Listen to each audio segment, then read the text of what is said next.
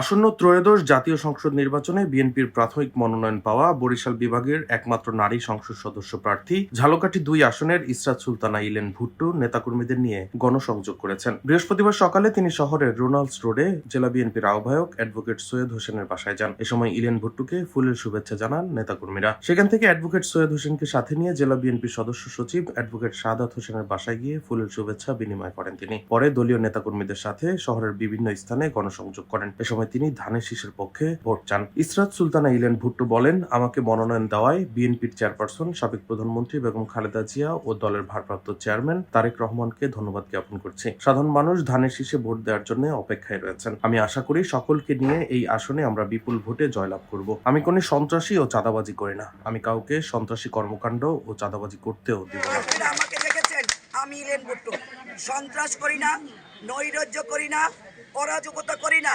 চাঁদাবাজি করি না। ইনশাআল্লাহ আগামীতে করব না, করতে দেব না। রিপোর্ট, দৈনিক ডেস্টিনি।